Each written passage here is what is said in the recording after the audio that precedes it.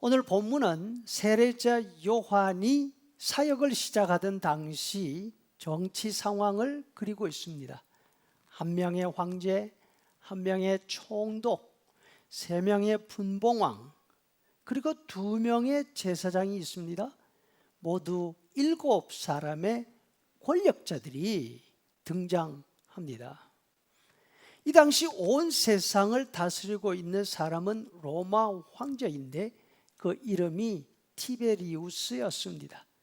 그는 로마 제국의 초대 황제 아우구스투스의 양자이자 상속자였습니다. 아우구스투스의 아내 드루실라가 재혼하기 전 전남병과 사이에서 태어난 아들입니다. 아우구스투스의 친아들이 아닙니다. 하지만 자신이 가진 능력으로 그의 계승자가 된 것이죠. 당시 예루살렘을 포함한 유대 지방을 다스린 사람은 로마 총독으로 모두가 다 잘 알고 있는 본디오 빌라도였습니다. 고집세고 탐욕스러웠습니다. 잔인하고 수탈과 압제를 서슴지 않는 그런 인물이었습니다. 예루살렘의 수로 공사를 하면서 성전 금고를 탈취해서 공사 비용으로 충당할 만큼 무모한 사람이었습니다. 갈릴리 지방을 다스린 헤롯은 헤롯 안디바입니다. 이복 동생 필립의 아내 헤로디아와 불륜을 저지르고 본처와 이혼하고 난 다음에 헤로디아와 결혼을 했습니다. 더욱이 이 헤로디아는 자신의 친조카였습니다. 이 죄를 지적하는 세례자 요한을 목잘라 죽인 장본인이죠.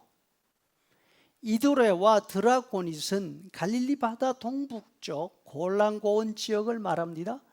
이 지역을 다스린 빌립은 헤로디아의 남편 빌립과는 다른 인물입니다. 그나마 괜찮은 인물이었다 합니다.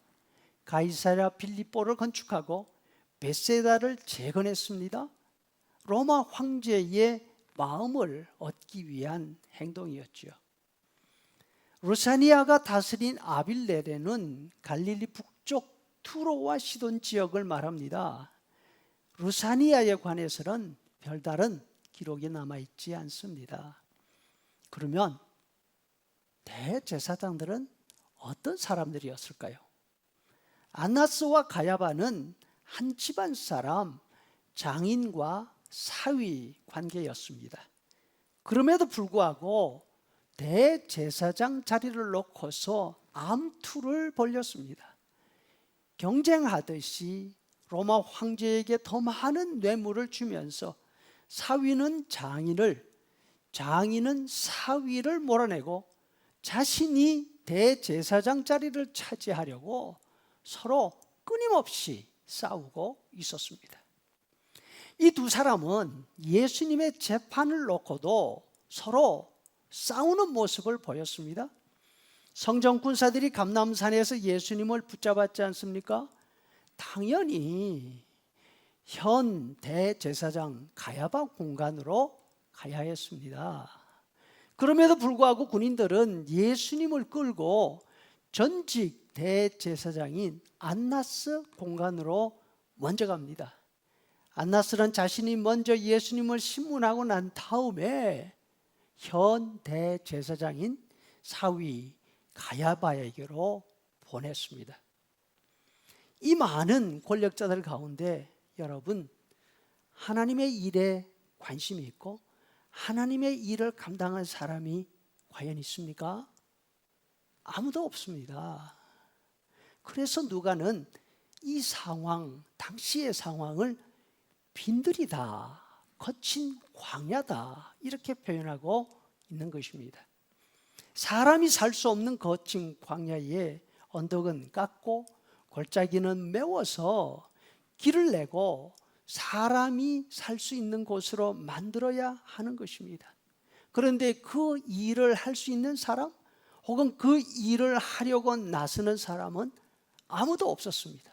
다들 자신들의 일에 자신들의 이익에만 바쁠 뿐이었습니다. 거친 광야의 주인공은 누굽니까? 늑대와 하인의 하나입니다. 저마다 굶주린 짐승처럼 먹이를 찾아 어른거리는 것뿐이지요. 바로 그 권력자들이 그랬던 것입니다. 그러나 이곳에서 외치는 사람이 있습니다. 너희는 주의 길을 준비하라. 메우고 깎아서 사람들이 다닐 수 있는 길을 만들어라. 길을 내서 무엇을 할 것입니까? 짐승의 길이 아니라 하나님의 길, 하나님의 길을 만들어서 사람들이 오가고 사람들이 살 수 있도록 하라는 것이죠. 이것이 바로 하나님이 원하시는 일입니다. 예수님이 이 땅에 오셔서 하신 일은 바로 이 광야 같은 세상, 거친 들판에 하나님의 길을 내고 하나님의 나라를 만드시기 위한 것이죠. 우리에게 늑대와 하이에나처럼 살지 않고 하나님의 백성으로 하나님의 일꾼으로 살아갈 수 있는 길을 열어주신 것입니다. 성탄을 맞이하면서 우리는 예수님의 오심을 진심으로 기뻐하는 동시에 예수님이 죽음으로 열어놓으신 이 길을 우리도 가겠다고 다짐해야 되지 않겠습니까?